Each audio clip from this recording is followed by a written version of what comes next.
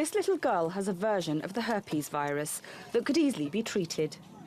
But 2-year-old Nora lives in a camp for displaced people in Yemen. She hasn't received medicine or enough food to eat, so these growths have spread across her face. The child is in pain from these growths, and she starts crying, and we see it and we feel awful. But there's no money to treat her. When you see her like this, you feel tired of life.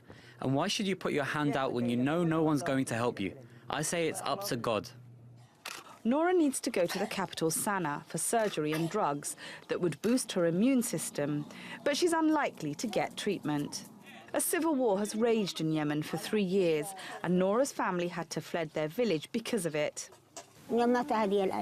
From the day we fled, we have been tortured and in pain, and the child has only gotten worse. She's sitting here, crying, and in pain from her face, and her father is exhausted and doesn't have anything to give her that could help her. The war has brought Yemen to the brink of famine.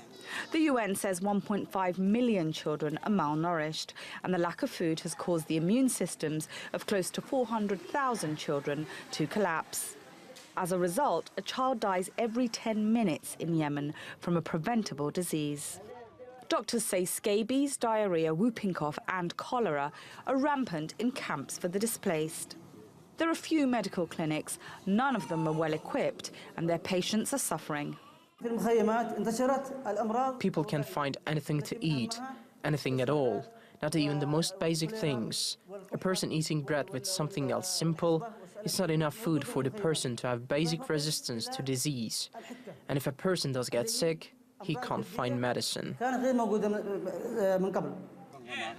Saudi Arabia is backing Yemen's government in its fight against Iran-supported Houthi rebels. The Saudis worsened Yemen's humanitarian crisis when they closed down its main airport, border crossings and ports. They said last week they would reopen the airport and a Red Sea port for aid deliveries. But that's allowed only a trickle of aid, when what Yemen needs is much more. Shamim Chowdhury, TRT World.